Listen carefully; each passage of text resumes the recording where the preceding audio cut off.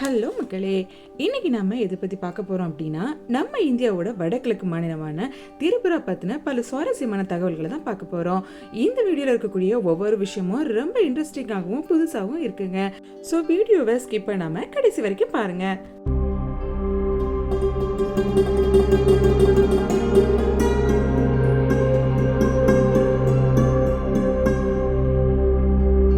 இந்தியாவின் வடகிழக்கு மாநிலமான இந்த திரிபுரா திப்ரா, இட்விப்ரா, திப்பேரா அப்படின்னும் அழைக்கப்படுது. சமீபத்திய கணக்கெடுப்பின்படி சுமார் 4 மில்லியன் மக்கள் தொகை கொண்ட இந்த திரிபுராவோட முன்னோர்கள் வடகிழக்கு இந்தியா மற்றும் வங்காளதேசத்துல இருக்கக்கூடிய திபிரா அல்லது திரிபுரா ராஜ்யத்தோட குடிமக்களோட சந்ததியினர் தான் அப்படின்னு ஒரு சில தகவல்களால சொல்லப்படுது. ஆனா இந்த மக்கள் மேற்கு சீனாவில் இருக்கக்கூடிய யாங்சே மற்றும் ஹுவாங்ஹோ நதியின் மேற்பகுதியில் இருந்து குடிபெயர்ந்ததா வரலாற்று கணக்குகள் தெரிவிக்குது. காலப்போக்கில் இந்த மக்கள் இமயமலை வழியா நகர்ந்து இறுதியா இப்ப இருக்கக்கூடிய திரிபுரா பகுதியில குடியேறினதாகவும் சொல்லப்படுது. ரீதியா திரிபுரிகள் இந்து மங்களாய்டு வம்சாவளியை சேர்ந்தவர்களாகவும் மரபணு ஆய்வுகள் திபெத்திய பர்மிய மொழி பேசக்கூடிய குழுக்களான சக்மா மற்றும் திரிபுரா போன்ற கணிசமான மரபணு ஒற்றுமையை பகிர்ந்து கொள்வதாகவும் சொல்லப்படுது. இந்த மக்களோட உடல் தோற்றத்தை பொறுத்த வரைக்கும் நேரான கருப்பு முடி, லேசானது முதல் நடுத்தர நிறம், எபிகாந்தி கண்மடிப்பு அப்படின்னு கிழக்கு ஆசிய மற்றும் தென்கிழக்கு ஆசிய மக்களோட சிறப்பு அம்சங்களை வெளிப்படுத்துறதா சொல்லப்படுது. திரிபுரா இந்தியாவோட பழமையான சுதேச அரசுகளில் ஒன்றா கருதப்படுது. அதாவது திரிபுராவோட ஆட்சியாளர்கள் மகாபாரதத்தின் சந்திர வம்சத்தோட வம்சாவளியை சேர்ந்தவங்க அப்படின்னு சொல்றாங்க. திரிபுரா ஒரு குறிப்பிட்ட புத்த பாரம்பரியத்தை கொண்டிருந்திருக்கு. அதாவது 8ஆம் நூற்றாண்டுகள்ல திரிபுரா தாந்திரீக பௌத்தத்தின் மையமா விளங்கியிருக்கு. தாந்திரீக போதனைகளின் முக்கிய நபரான விருபா போன்ற நபர்களால இந்த பகுதி பாதிக்கப்பட்டதற்கான சான்றுகள் பிலாக் போன்ற தொல்பொருள் தளங்கள்ல கிடைச்சிருக்கதா சொல்லப்படுது. இந்த திரிபுரி மக்கள் திபெத்திய பர்மிய மொழியான கோப்போரோக் அல்லது திப்ரா அப்படிங்கிற மொழியை பேசுறாங்க. இருந்தாலும் திரிபுரி தான் இந்த திரிபுராவோட அதிகாரப்பூர்வமான மொழியா இருக்குது. வரலாற்று ரீதியா இந்த திரிபுரி மொழி கிபி 1ஆம் நூற்றாண்டை சேர்ந்ததா சொல்லப்படுது. இது கோலோமா அப்படிங்கிற பூர்வீக திரிபுரி எழுத்துக்களால எழுதப்பட்டிருக்கு.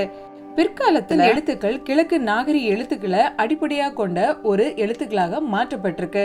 சரி, இந்த மாநிலத்தோட வரலாற்றை பார்த்தோம் அப்படின்னா, பண்டைய காலம் அதாவது 7ஆம் நூற்றாண்டுகள்ல வடக்கு திரிபுராவில் உள்ள கைலாஷாப்ஹர் அப்படிங்கிற ஊர்ல இருந்து திரிபுரி மன்னர்கள் ஆட்சி செய்ததாகவும் சொல்லலாம். அதாவது ஃபா அப்படிங்கறத பேரை தான் அவங்க பட்டமா பயன்படுத்தியிருக்காங்க. ஃபா அப்படின்னா திரிபுரியில தந்தை அல்லது தலைவர் அப்படின்னு பொருள்படுமா. திரிபுரா மன்னர்கள் மாணிக்க அப்படிங்கிற ஒரு பட்டத்தை ஏற்றுக்கிட்டு 14ஆம் நூற்றாண்டுல திரிபுராவின் கோமதி மாவட்டத்தின் கோமதி நதிக்கரையில உள்ள உதய்பூருக்கு தங்களோட தலைநகரம் மாற்றியிருக்காங்க. திரிபுரி மக்கள் தனக்கு அப்படின்னு தனித்துவமான மற்றும் பலமான கலாச்சாரம், பாரம்பரியம் மற்றும் வரலாற்று கொண்டவங்களாக இருக்காங்க. ஆட்சியாளர்கள் தங்களோட செல்வாக்க தெற்கே சிட்டாங் வரையும் மேற்கே கோமிலா, நோகாலி, சில்கட் வரையும் விரிவுபடுத்தியிருக்காங்க. இந்திய துணைக்கண்டத்தை பிரிட்டிஷ் கட்டுப்பாட்டுல எடுக்கிற வரைக்கும் சிட்டாங் மலைப்பகுதிகளும் திப்ரோ ராஜ்யத்தோட ஒரு பகுதியா தான் இருந்திருக்கு. 1512ஆம் ஆண்டு இந்த திப்ரோக்கள் சில முகலாயர்களை தோற்கடித்து மேலாதிக்கத்தின் உச்சத்துக்கு போயிருக்காங்க. பிரிட்டிஷ் செல்வாக்கின் கீழ் வந்த பின்னாடி 1809 அவங்களோட நிலப்பிரபுத்துவ மன்னர்கள்ட்ட இருந்து ஒரு சுதேச அரசின் ஆட்சியாளர்களாக மாறி இருக்காங்க. இருந்தாலும் மாணிக்கியர்கள் 1949ஆம் ஆண்டு இந்தியாவோட இணைந்து ஆட்சிக்கு வரும் வரைக்கும் இந்த பகுதியோட கட்டுப்பாட்டை பேணி வந்திருக்காங்க. மாணிக்கியர்களோட ஆட்சி காலத்துல இதனோட எல்லைகள் வடக்கே காசி மலைகள், வடகிழக்கே மணிப்பூர் மலைகள், கிழக்கே பர்மாவின் அரக்கன் மலைகள், தெற்கே வங்காள விரிகுடா மற்றும் மேற்கே பிரம்மபுத்திரா நதி அப்படின்னு குறிக்கப்பட்டிருக்கு. திரிபுரா சமஸ்தானம் 20ஆம் நூற்றாண்டின் நடுப்பகுதி வரைக்கும் அதோட இறையாண்மையை தக்க வச்சிருக்கு. இதுக்கு பின்னாடி இந்தியா சுதந்திரம் பெற்றதை தொடர்ந்து திரிபுராவின் சுதேச மாநிலத்தின் கடைசி ஆட்சியாளராக இருந்த கிருத் பிக்ரம் கிஷோர் மாணிக்க பகதூர் 1947 இருந்து 1949 வரைக்கும் அகர்தலா வரைக்கும் ஆட்சி செஞ்சிருக்காரு. அக்டோபர் 15, 1949 திரிபுரா இந்திய ஒன்றியத்தோட இணைக்கப்பட்டிருக்கு. இதுக்கு பின்னாடி இது செப்டம்பர் 1, 1956 அன்று ஒரு யூனியன் பிரதேசமாகவும் மாத்திருக்காங்க. ஜனவரி 21, 1972 இந்த மாநிலம் ஒரு மாநிலத்துக்கான அந்தஸ்தை பெற்றிருக்கு. புராணங்களின்படி திரிபுரா பல்வேறு பழங்குடியினர் மற்றும் பூர்வீக சமூகங்களின் தாயகமான கிராத பிரதேசம் என்று குறிப்பிடப்பட்டிருக்கு. கிமு 500க்கு முந்தைய திரிபுராவின் மன்னர்களின் வம்சாவளியை பதிவு செய்யக்கூடிய ராஜ்மாலா மாணிக்க வம்சத்தின் அரசவை கவிஞர்களால் எழுதப்பட்டதாகவும் சொல்லப்படுது. இந்த புராணங்களின்படி திரிபுரா அப்படிங்கிறது அசுர கட்டட கலைஞர் மாயாசுரனால கட்டப்பட்ட 3 நகரங்கள் அப்படின்னு பொருளாம். அதாவது உலகம் முழுவதும் செழிப்பு, சக்தி மற்றும் ஆதிக்கம் செலுத்தக்கூடிய சிறந்த நகரங்களாக இந்த நகரங்கள் இருந்திருக்கு. ஆனா அவற்றோட தீய இயல்பு காரணமாக மாயாவின் நகரங்கள் கடவுள் திரிபுர சுந்தர் அல்லது சிவனின் அம்சமான திரிபுர சுந்தரால அழிக்கப்பட்டிருக்கு அப்படின்னு சொல்லப்படுது. 3 நகரங்களும் தங்கம், வெள்ளி மற்றும் இரும்பினால ஆனவை அப்படின்னும் அவை முறையே சொர்க்கம், பூமி மற்றும் பாதாள உலக தளங்களின் அமைந்திருக்கு அப்படின்னு சொல்லப்படுது. திரிபுரா அப்படிங்கிற சொல்லுக்கு 3 நகரங்கள் அல்லது 3 கோட்டைகள் அப்படின்னு பொருளாம். முருகனால கொல்லப்பட்ட தாரகாசுரனோட மரணத்தை தொடர்ந்து அவரோட மகன்களான தாரகாட்சன், வித்யுமாலி மற்றும் கமலாட்சகன் ஆகியோர் பிரம்மாவை திருப்திப்படுத்தணும் அப்படிங்கிறதுக்காக கடுமையான தவங்களை மேற்கொண்டிருக்காங்க. இவங்களோட தவத்துக்கு பதிலளித்த பிரம்மா தங்களுக்கு என்ன வரம் வேணும்னு கேட்டிருக்காங்க. இதை கேட்ட இந்த சகோதரர்கள் தங்களை யாராலுமே அழிக்க முடியாதவர்களா மாத்தணும் அப்படின்னு கேட்டுட்டு இருக்காங்களாம்.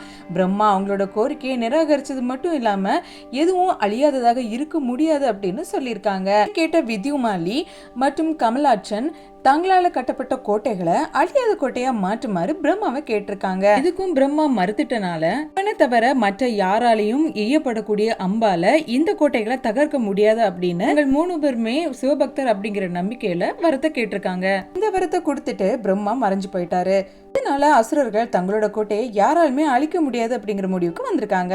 இந்த கோட்டைகள் எப்படி அமைஞ்சிருந்து அப்படின்னா, அதாவது பாதாள உலகத்துல இரும்பு சோர்களை கொண்டதாகவும், 2வது வெள்ளி சோர்களை கொண்டது பூமியில் அமைஞ்சதாகவும், 3வது கோட்டை தங்க சோர்களை கொண்டு சொர்க்கத்தில் அமைக்கப்பட்டிருந்ததாகவும் இருந்துச்சு. 2 நகரங்களுமே நகரக்கூடிய இயல்பை கொண்டதாகவும், சுமார் 1000 ஆண்டுகளுக்கு ஒரு முறை நட்சத்திர புஷ்யம் சந்திரனோட இணைஞ்சிருக்கக்கூடிய சில தருணங்களை தவிர ஒரே கோட்டில் ஒருபோதும் வர முடியாததாகவும் அமைஞ்சிருந்தது. பிரம்மா இந்த தருணங்கள் தவிர தாரகாசுரனோட மகன்கள் மத்த எல்லா நேரத்திலையும் பாதுகாப்பா இருக்கிறதுக்காக உறுதி கொடுத்திருந்தாரு. ஏன்னா ஒரே அம்புல ஒரே கணம் மட்டும்தான் இணைஞ்ச இந்த அசைக்க முடியாத நகரங்களை அழிக்கிறது மிகவும் கடினமான பணியா இருந்திருக்கு. நாட்கள் செல்ல செல்ல அசுரர்கள் திரிபுராவின் எல்லா இடத்துலயுமே குவிய தொடங்கி இருக்காங்க. பல வருஷம் மகிழ்ச்சிக்கு பின்னாடி அசுரர்களோட உள்ள இருந்த தீய போக்குகள் மறுபடியும் தலை தூக்க ஆரம்பிச்சிருக்கு. அவங்க நல்லவர்களை ஒடுக்கவும் உன்னதமானவர்களை துன்புறுத்தவும் தொடங்கியிருக்காங்க. இதுக்கிடையில மாயாசுரன் சிவ வழிபாட்டுல ஈடுபட்டிருந்தான். மீதமுள்ள அசுரர்கள் முனிவர்களையும் தேவர்களையும் தாக்கி உலகங்களின் அமைதியை குலைக்க தொடங்கியிருக்காங்க. இறுதியா இந்திரனும் மற்ற தேவர்களும் விரக்தி அடைஞ்சி பிரம்மா கிட்ட போய் சொல்லியிருக்காங்க. பிரம்மா சிவன் கிட்ட போய் இதுக்கான பதிலை கேட்கும்படியா அனுப்பி வச்சிருக்காரு. சிவன் அவங்களுக்கு உதவுவதா ஒரு வாக்குறுதியும் கொடுத்திருக்காரு. தேவர்கள் ஒரு வலிமையான போர்ல அசுரர்களை எதிர்த்து போராடுறதுக்கு தொடங்கியிருக்காங்க. சிவனோட கணங்களின் தலைவரான நந்தியும் அந்த போர்ல உதவி இருக்காரு. போர்ல வித்யுமாலியும் மற்ற அசுரர்களும் கொல்லப்பட்டாலும் மந்திர சக்திகளை கொண்ட திரிபுராவின் குளத்துல உள்ள தண்ணீரால மறுபடியும் உயிர் பெற்றாங்க. போர் தீவிரமானது. அசுரர்கள் தேவர்களுக்கு எதிரான மந்திர சக்திகளை பயன்படுத்தினாங்க. அசுரர்களை அழிக்கணும் அப்படிங்கிறதுக்காக சிவபெருமான் 3 நகரங்களும் இணைந்த நாள்ல ஒரு தேரை உருவாக்குறதுக்கு உத்தரவிட்டிருக்காரு. இந்த தேர் பிருத்வி, சூரியன், சந்திரனால உருவாக்கப்பட்டு பிரம்மா தேரொட்டியா இருந்தாரு. போரின் ஆயுதமான வில், பாம்பு, வாசுகி, விஷ்ணு, வாயு போன்றவர்களால உருவாக்கப்பட்டிருந்தது. இவன் அம்பினை எய்யறதுக்கு தயாரானாரு. அந்த நேரத்துல தேவர்கள் சிவபெருமானால தங்களோட உதவியின்றி இத்தகைய செயலை செய்ய முடியாது அப்படின்னு நினைச்சு சந்தோஷப்பட்டாங்க. இதை புரிஞ்சுக்கிட்ட சிவபெருமான் அம்பை எய்யறதுக்கு பதிலா புன்னகைச்சாரு. இதனால 3 நகரங்களும் உடனடியா தீப்பிடிச்சு எரிய ஆரம்பிச்சிருச்சு. தேவர்களோட முட்டாள்தனமான பெருமையை நினைச்சு அவர்களை மன்னிக்கும்படியாகவும் அம்பினை அவிழ்த்து விடும்படியாகவும் கோரிக்கை வச்சாரு. அம்மாவோட ஆலோசனை கேட்டு சிவன் தேவர்கள் மீது இறக்கப்பட்டாரு. அதனால எரியும் நகரங்கள் மீது அம்பை எய்தாரு. சிவன் போருக்கு போகிறதுக்கு முன்னாடி தேர்ல அமர்ந்த போது அவரோட எடை காரணமா தேர் முன்னேற முடியல. அவருக்கு உதவ வந்த விஷ்ணு தேரை இயக்குவதற்கு ஒரு காளையின் வடிவத்தை எடுத்தாரு. இது முடிஞ்சதும் அவர் தேரின் மேல பறக்கக்கூடிய காளை கொடியாக மாற்றிட்டாரு. நகரங்களும் அழிக்கப்பட்ட சிவன் இடிபாடுகள் நடுவுல நின்று தாண்டவமாட தொடங்கிட்டாரு. இந்த சுழற்சியில சிவபெருமான் மாயாசுரனை பாதுகாக்க மறந்துட்டாரு. வருத்தப்பட்ட சிவபெருமான உணர்ந்த நந்தி அம்புக்கு முன்னாடி ஓடி போய் வர இருக்கக்கூடிய அழிவு பற்றி மாயாசுரருக்கு தெரிவிச்சுட்டாங்க. இதை கேட்ட மாயாசுரன் கொஞ்சம் கூட தாமதிக்காம அந்த நகரத்தை விட்டு ஓடுறதுக்கு முயற்சி பண்ணிருக்காரு.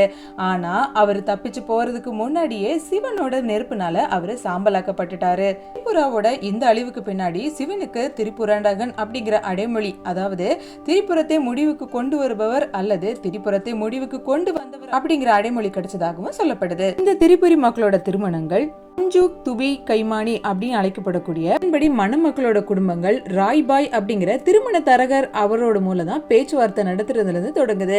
மக்கள் தேர்ந்தெடுக்கப்பட்டதும் இரு குடும்பமும் பணம், ஆபரணங்கள் மற்றும் வீட்டு பொருட்கள் அப்படின்னு வரதட்சணை கோரிக்கைகளை இரு வீட்டுக்காரங்களும் ஒத்துக்கிறாங்களாம். போக் சங்கமா அப்படிங்கிற முறை நிச்சயதார்த்தத்தை அரிசி, பீர் மற்றும் பிரசாதங்களோட ஆசீர்வாதம் போன்ற சடங்குகளும் அடங்குமா. அதை தொடர்ந்து பெரியவர்கள் மணமக்களை ஆசீர்வதிச்சு விருந்தும் நடத்துவாங்களாம். திருமண நாள்ல லம்ப்ரா வாதோப் தெய்வத்தையும் சங்கிராமா அப்படிங்கிற தெய்வத்தை வணங்குவதையும், அதை தொடர்ந்து மணமகன் இசை மற்றும் பாரம்பரிய தண்ணீர் குடங்களோட மணமகளோட வீட்டுக்கு ஊர்வலமா போறதும் அடங்குமா. சம்பிரதாயங்களை முடிச்ச பின்னாடி மணமகள் தன்னோட குடும்பத்தினரை ஒரு சடங்கு பல்லக்குல வச்சு புதிய வீட்டுக்கு கூட்டிட்டு போவாங்களாம். விருந்தின் போது மணமக்கள் பெரியவங்களோட கைகளை கழுவுறதும், மணமகளோட தாயார் திருமணத்துல கலந்து கொள்வதை தடுக்கிறதும் தனித்துவமான மரபுகள்ல வச்சிருக்காங்க. இந்த பழக்க வழக்கங்கள் திரிபுரி சமூகத்தின் வளமான கலாச்சார பாரம்பரியத்தை வெளிப்படுத்துறதா சொல்லப்படுது. திரிபுராவின் திருமண பழக்க வழக்கங்கள் பொதுவா பழங்குடி மரபுகளையும் இந்து தாக்கங்களையும் கலந்து ஒரு தனித்துவமான முறையில நடத்தப்படுத்துறதா சொல்லப்படுது. மற்றும் நெருப்பு சடங்குகளோட கூடிய இந்த திருமணங்களை போல இல்லாம பழங்குடி திரிபுரி திருமணங்கள் எளிமையானதாகவும், அங்க தம்பதியர் திறந்த இயற்கை வெளியில தான் ஒரு புனித மரத்துக்கு கீழே தான் திருமணம் செஞ்சுக்கிறாங்களாம். அது மட்டும் இல்லாம பிராமண பூசரிகள் இல்லாம கிராம பெரியவர்களால தான் இந்த திருமணங்கள் நடத்தப்படுதாம். மேலும் திரிபுரியில் இருக்கக்கூடிய ரியாங் பழங்குடி மக்களோட ஒரு தனித்துவமான சடங்கு நடக்குதாம். அதாவது வாழ்நாள் முழுவதுமான தோழமை மற்றும் பகிர்வை உணர்த்தும் விதமா சடங்குகள்ல தம்பதியினருக்கு சிபிர் மற்றும் வாழை இலைகள்ல உணவுகளை கொடுக்கறாங்க.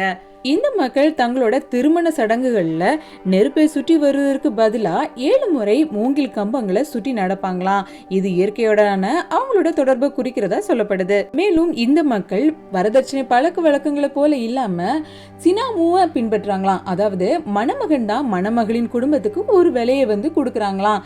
அதாவது கல்யாணம் பண்ணிக்கணும்னா பொண்ணு வீட்டுக்கு பையன் காசு கொடுக்கணும்.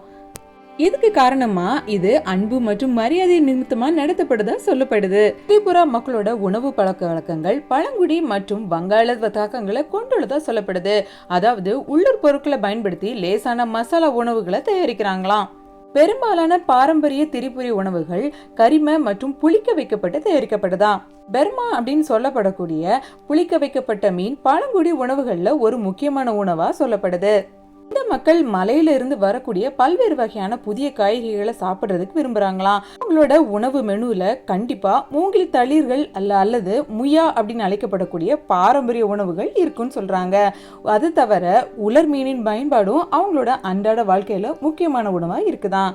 போரோனையே அடிப்படையாக கொண்ட பெங்காலி உணவுகள் இன்றளவிலையும் பெங்காலி வீடுகள்ல தயாரிக்கப்பட்டதா சொல்லப்படுது. சரி, வாங்க நாம திரிபுராவோட நடன வரலாற்றை தெரிஞ்சுக்கலாம். திரிபுரா நடனம் வேத காலத்துக்கு முந்தைய காலத்துல இருந்தே இருக்கிறதா சொல்லப்படுது. அப்போது இருந்த பழங்குடி மக்கள் அதை வழிபாடு மற்றும் கொண்டாட்டத்துக்கு ஒரு வடிவமா பயன்படுத்தியிருக்காங்க. ஆரம்ப கால நடன மரபுகள் ஆன்மவாதம், இயற்கை வழிபாடு மற்றும் விவசாயத்தோட இந்த நடனங்கள் இணைக்கப்பட்டிருக்கு. சில நடனங்கள் செல்வம் மற்றும் செழிப்பின் காரணமா பழங்குடி கடவுளான காரியா மற்றும் தெய்வங்களை மகிழ்விக்கப்படுவதற்காக நிகழ்த்தப்பட்டிருக்கு. காலப்போக்கில் இந்த ஆட்சியாளர்களான மாணிக்க வம்சம் போன்றவர்களும் பெங்காலி குடியேற்றத்தின் செல்வாக்கோட சேர்ந்து சில புதிய நடன வடிவங்களை உருவாக்கியிருக்காங்க. அதுலயும் குறிப்பிட்டு சொல்லணும் அப்படின்னா கதக் மற்றும் மணிப்புரி நடன பாணிகள் இன்றளவுக்கும் திரிபுராவில் இருக்கக்கூடிய பெங்காலி மற்றும் மணிப்புரி சமூகத்துடைய ஒரு முக்கியமான ஒண்ணா கருதப்படுது. இந்த மக்களை பொறுத்த வரைக்கும் நடனங்கள் துர்கா பூஜை மற்றும் கார்ச்சி பூஜை போன்ற இந்த பண்டிகைகளோட இசைக்கூறுகளையும் உள்ளடக்கியதா இருந்திருக்கு. இந்த மக்களால நிகழ்த்தப்படக்கூடிய சில குறிப்பிட்ட நடன வகைகளை பார்க்கலாம் வாங்க. திரிபுராவின் மிகவும் பிரபலமான நடனங்களில் ஒன்றான ஹோஜகிரி நடனம் ரியாங் பழங்குடி மக்களால நடத்தப்படுது. இது எப்படி பண்ணுவாங்க அப்படின்னா, ஒற்றை மூங்கில் அல்லது உலோக தட்டுக்கு மேல நடனமாடும் போது இளம் பெண்கள் தங்களோட தலையில ஒரு மண்பானை அல்லது பாட்டில்களை சமநிலைப்படுத்தி வச்சிருப்பாங்களாம். இதை நம்ம பார்க்க போறது புல்லாங்குழல், தண்டுவாசியம், ட்ரம் போன்ற இசைக்கருவிகளோட சத்தியங்களுக்கு ஏற்ற மாதிரி ஆடக்கூடிய காரிய நடனம் தான். இந்த நடனம் செல்வம் மற்றும் அறுவடையின் தெய்வமான காரியாவுக்கு நிகழ்த்தப்படுது. அடுத்தபடியா இயற்கையின் இயக்கங்களை பிரதிபலிக்கக்கூடிய லெபாங் பூமணி நடனம். இந்த நடனம் ஒரு வகை பூச்சியை ஈர்க்கும் வகையில நிகழ்த்தப்படுதான். அதாவது பருவமழைக்கு பிந்தைய அறுவடை நடனம்னு இந்த நடனத்தை சொல்றாங்க. இது சாகுபடியை மாற்றுறதுக்கு இந்த நடனம் உதவுறதாகவும் இந்த மக்களால நம்பப்படுது. அடுத்தபடியா நல்ல அறுவடைக்காக பிரார்த்தனை செய்யக்கூடிய நோக்கத்தோட ஆடக்கூடிய ஜும் நடனம். இந்த நடனத்தின் போது நடன கலைஞர்கள் வண்ணமயமான பழங்குடி உடைகளை அணிஞ்சிருப்பாங்களாம். தங்களோட விவசாய நடவடிக்கைகளை தங்களோட நடனத்திலையும் பிரதிபலிப்பாங்களாம். இதே மாதிரி பிசு நடனம், பாங்கலா நடனம் அப்படின்னு பல வகையான நடனங்கள் இந்த மக்களால் நிகழ்த்தப்பட்டாலும் ஹோஜகிரி மற்றும் காரியா நடனம் போன்ற நடன வடிவங்கள் தான் ரொம்பவும் பிரபலமானதுன்னு சொல்கிறாங்க. ஹோஜகிரி மற்றும் காரியா போன்ற சில நடனங்கள் சர்வதேச அங்கீகாரத்தையும் பெற்றிருக்கு அப்படிங்கிறது குறிப்பிடத்தக்கது. இந்த மக்களோட பொருளாதாரத்தை பொறுத்தளவில் அரிசி, ரப்பர், தேநீர் மற்றும் மூங்கில் பொருட்கள் போன்றவைகள் முக்கியமான ஆதாரமாக இருக்குது. மூங்கில் மற்றும் கரும்பு பொருட்கள் போன்றவற்றிலிருந்து கைவினைப் பொருட்களை இந்த மக்கள் பரவலாக உற்பத்தி செய்கிறாங்க. பண்டைய காலங்களில் இருந்தே வர்த்தகம் மற்றும் வர்த்தகத்தோட நீண்ட கால வரலாற்றை இந்த மக்கள் கொண்டிருந்ததா சொல்லப்படுது. அதாவது இந்தியா, தென்கிழக்கு ஆசியா மற்றும் சீனா நாடுகளுக்கு இடையே ஒரு முக்கியமான இணைப்பு பாலமாய் இந்த பகுதி இருந்திருக்கு. இந்த மக்களோட பண்டைய வர்த்தக வழிகள் எப்படி இருந்திருக்கு அப்படின்னா, பழைய தட்சிணாபாத் வர்த்தக பாதை திரிபுர வழியா போய் பாடலிபுத்திரம், வங்காளதேசம் மற்றும் சீனா போன்ற பண்டைய நகரங்களோட இணைஞ்சிருக்கு. இதுக்கு கோமதி மற்றும் ஹவுரா போன்ற ஆறுகள் வர்த்தக பாதைகளாக செயல்பட்டனால பொருட்களை இந்த மக்களால் எளிதாக கொண்டு போகிறதுக்கு வசதியாக இருந்திருக்கு. இது மட்டும் இல்லாமல் மியான்மர், தாய்லாந்து மற்றும் வங்காளதேசத்தோட கடல்சார் வணிகத்தையும் சாத்தியமாக்கியிருக்கு. இந்த திரிபுரா மக்கள் சந்தனம், அவுர்கட், யானைகள், பருத்தி மற்றும் பட்டு துணிகள், மூங்கில், கரும்பு பொருட்கள், மசாலா பொருட்கள், மருத்துவ மூலிகைகள், தந்தம் மற்றும் விலங்கு தோல்கள் எல்லாத்தையுமே ஏற்றுமதி பண்ணியிருக்காங்க. அதே சமயம் உப்பு மற்றும் சர்க்கரை போன்றவற்றை வங்காளத்திலேருந்து இறக்குமதி பண்ணியிருக்காங்க. சீனா நாட்டில இருந்து பட்டு மற்றும் நுண் துணிகளை வாங்கியிருக்காங்க. மட்பாண்டம் மற்றும் கண்ணாடி பொருட்களை வங்காளம் மற்றும் தென்கிழக்கு ஆசியாவிலிருந்து உயர்குடி குடும்பங்களுக்காகவே கொண்டு வருவாங்களாம். உலகத்துக்கு இந்த மக்கள் தங்கம் மற்றும் வெள்ளி நாணயங்களை பயன்படுத்தியிருக்காங்க. சாணக்கிய மன்னர்கள் வர்த்தகத்தை விரிவுபடுத்துறதுல முக்கிய பங்கு வகிச்சிருக்காங்க.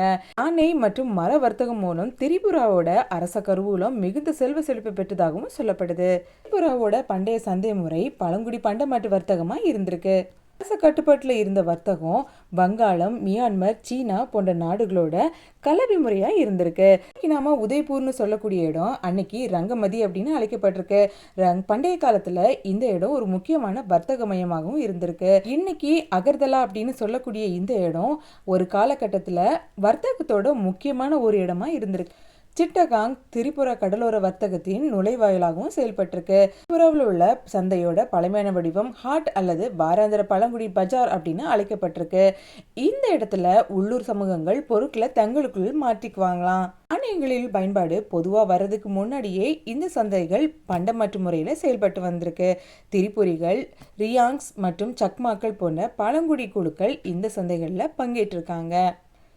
திரிபுராவின் பண்டைய காலங்களில் எல்லை சந்தைகள் மூலம் திரிபுராவோட சர்வதேச வர்த்தக தொடர்புகள் இருந்திருக்கு. மாணிக்கிய வம்சத்தின் போது, அதாவது 13 20 நூற்றாண்டு அந்த காலகட்டத்தில் அரச அரண்மனைகளுக்கு பக்கத்திலேயே சிறப்பு அரசு கட்டுப்பாட்டில் உள்ள சந்தைகள் அமைக்கப்பட்டிருக்கு. யானை வர்த்தகம், மர வியாபாரம் மற்றும் பட்டு ஏற்றுமதியை ஒழுங்குபடுத்துறதுக்கு அரசு அதிகாரிகளால் இவை நிர்வகிக்கப்பட்டிருக்கு. இப்போதைக்கு இருக்கக்கூடிய உதய்பூர் அன்னைக்கு ரங்கமதி பஜார்னு அழைக்கப்பட்டிருக்கு. ஏற்கனவே சொன்னேன் இல்லையா, இந்த இடத்துல யானை மற்றும் பருத்தி வர்த்தகத்துக்கான மையமா இந்த இடம் திகழ்ந்திருக்கு. புரான் ஹவேலி சந்தை, அதாவது இன்னைக்கு இருக்கக்கூடிய அகர்தலா பகுதி தான் அன்னைக்கு வங்காள வணிகர்களோட இணைக்கக்கூடிய ஒரு பாலமாகவும் செயல்பட்டிருக்கு. திரிபுராவின் பண்டைய உள்ளூர் சந்தைகள்ல தானியங்கள் உப்பு அல்லது உலோக கருவிக்கு மாற்றா பரிமாறப்பட்டிருக்கு. அதே மாதிரி கையால் நெய்யப்பட்ட துணிக்கு அரிசி மற்றும் காய்கறியை கொடுத்திருக்காங்க. அதே மாதிரி வங்காள ஆட்சியாளர்கிட்ட கிட்ட யானைக்கு பதிலா தங்கம் மற்றும் வெள்ளியை கொடுத்திருக்காங்க. திரிபுராவின் சொந்த நாணயங்கள் மாணிக்கிய மன்னர்களால பெங்காலி மற்றும் சமஸ்கிருத கல்வெட்டுகளோட வெளியிடப்பட்டிருக்கு. இந்த நாணயங்கள் அரச வர்த்தக மையங்களிலும் முகலாய வணிகர்களுடான தொடர்புகளிலும் பயன்படுத்தப்பட்டிருக்கு. திரிபுராவில் தேயிலை தோட்டங்கள், ரயில்வே மற்றும் பணப்பயிர்களை முதல்ல அறிமுகப்படுத்துறது யாருன்னு சொல்லுங்க. அட பிரிட்டிஷ்காரங்க தாங்க. பிரிட்டிஷ் செல்வாக்கின் கீழே தான் அகர்தலா ஒரு நவீன வர்த்தக மையமாகவும் செயல்பட்டிருக்கு. பாரம்பரிய ஹாட்கள் மற்றும் பழங்குடி சந்தைகள் இன்னும் கிராமப்புறத்தில் இருக்குது அப்படின்னு சொல்கிறாங்க. மத வழிபாடை பொறுத்தளவில் 51 சக்தி பீடங்களில் ஒன்றான திரிபுர சுந்தரிக்கு அர்ப்பணிக்கப்பட்ட கோயில்களோட இந்து மதம் மற்றும் சக்தி வழிபாடுக்கு இந்த மக்கள் முக்கியத்துவம் கொடுக்குறாங்க. வங்காளம் மற்றும் மியான்மருக்கு பக்கத்தில் இருந்தனால புத்த மதத்தையும் நம்மளால பார்க்க முடியுது. கட்டடக்கலையை பொறுத்தளவில் திரிபுராவில் இந்து பழங்குடி மற்றும் காலனித்துவ கட்டடக்கலை தாக்கங்கள் கலந்துள்ளதாக சொல்லப்படுது. பல கட்டமைப்புகள் மாநிலத்தின் அரச மற்றும் மத வரலாற்றை பிரதிபலிக்கிறதாகவும் சொல்லப்படுது. இதில் நீர்மஹால், உனகோடி, 51 சக்தி பீடங்களில் ஒன்றான திரிபுர சுந்தரி கோயில், புவனேஸ்வரி கோயில் போன்றவற்றை சொல்லியிருக்காங்க. இந்த நீர்மஹால் 1930வது வருஷம் மகாராஜா பீர் பிக்ரம் கிஷோர் மாணிக்கியாவால் கட்டப்பட்டிருக்கு. இந்தியாவில் இதுவரைக்கும் 2 நீர்மஹால்கள் இருக்கு. அதில் ஒன்று இதுன்னு சொல்கிறாங்க. இன்னொன்று எங்கே இருக்குன்னு கேட்டிங்க அப்படின்னா ராஜஸ்தானில் இருக்குது. முகலாய மற்றும் ராஜபுத்திர பாணிகளில் கட்டப்பட்ட இந்த அரண்மனை அரச குடும்பத்திற்கான கோடைக்கால ஓய்வு இடமாகவும் நிகழ்ச்சிகள் மற்றும் கலாச்சார நிகழ்வுகளுக்கான ஒரு சிறப்பான அமைப்பாகவும் அமைஞ்சிருக்கு. உனக்கோடி அப்படிங்கிறத முகங்கள் தொலைந்த மலையினையும் சொல்றாங்க. உனக்கோடி அப்படிங்கிறது 8-9ஆம் நூற்றாண்டுகளில் சைவ புனித யாத்திரை தலமா செயல்பட்டிருக்கு. இந்த இடத்துல 1 லட்சத்துக்கு மேற்பட்ட பாறை வேலைப்பாடுகளும் இருக்கிறதா சொல்லப்படுது. உனக்கோடி அப்படிங்கிற பேருக்கு 1 கோடிக்கு 1 குறைவானது, அதாவது 99,99,999 அப்படின்னு பொருளாம். இதுல கணக்கில் அடங்காத சிற்பங்களோடு செதுக்கப்பட்டிருக்குதான். மிகவும் குறிப்பிடத்தக்க சிற்பம் இதுல என்ன அப்படின்னா, பாறை முகத்தில் செதுக்கப்பட்டிருக்கக்கூடிய 70 அடி உயரமுள்ள சிவபெருமானோட மார்பளவு தான். உள்ளூர் புராணங்களின்படி இந்த சிற்பங்கள் சிவபெருமானால சபிக்கப்பட்ட ஒரு சிற்பியால உருவாக்கப்பட்டதா சொல்லப்படுது. திரிபுர சுந்தரி கோயில் 1501வது வருஷம் மகாராஜா தன்ய மாணிக்கியரால கட்டப்பட்டிருக்கு. இந்த கோயில் இந்தியாவின் மிகவும் புனிதமான சக்தி பீடங்களில் ஒன்றுன்னு சொல்லப்படுது. இந்த கோயிலில் திரிபுர சுந்தரி தேவியின் அரிய வடிவம் சதுர வடிவ சிலையாக இருக்குதான். பெரும்பாலான கோயில்களில் தெய்வங்கள் நின்ற நிலையிலே இருக்கும் அப்படிங்கிறது குறிப்பிடத்தக்கது. திரிபுராவோட சுற்றுலாத்தலங்களை பற்றி சொல்லணும் அப்படின்னா, இன்றைக்கு அகர்தலாவில் இருக்கக்கூடிய உஜ்ஜயானந்தா அரண்மனையை சொல்லலாம். இது ஒரு காலத்தில் அரசு அரண்மனையாக இருந்திருக்கு. ஆனால் இப்போ அருங்காட்சியகமாக செயல்படுதான். நீர்மஹால், உனகோடி போன்ற இடத்தெல்லாம் இங்கே முக்கியமாக பார்க்க வேண்டிய சுற்றுலாத்தலம்னு சொல்கிறாங்க. இது தவிர சபாஜி ஜாலா வனவிலங்கு சரணாலயம், ஜம்புய் மலைகள் போன்றவைகள் இந்த இடத்துல கண்டிப்பாக பார்க்க வேண்டிய இடமா சொல்லப்படுது. இந்த வீடியோட தகவல்கள் நீங்கள் இப்போ தான் முறை தெரிஞ்சுக்கிறீங்க அப்படின்னா மறக்காம கமெண்ட்ல எனக்கு தெரியப்படுத்துங்க. இந்த வீடியோ தகவல்கள் உங்களுக்கு புதுசாகவும் எக்ஸைட்மெண்ட்டாகவும் இருந்திருக்கும்னு நான் நம்புகிறேன். என்னோட இந்த வீடியோ உங்களுக்கு பிடிச்ச அப்படின்னா மறக்காம லைக் பண்ணுங்க, உங்களோட ஃப்ரெண்ட்ஸுக்கு ஷேர் பண்ணுங்க. நீங்க நம்ம சேனலுக்கு இப்பதான் ஃபர்ஸ்ட் டைம் வரீங்க அப்படின்னா மறக்காம சப்ஸ்கிரைப் பண்ணுங்க. மேலும் இது மாதிரியான பல சுவாரஸ்யமான தகவல்களை நம்மளோட பிளேலிஸ்ட்ல போய் செக் பண்ணி பாருங்க. பாய் மக்களே.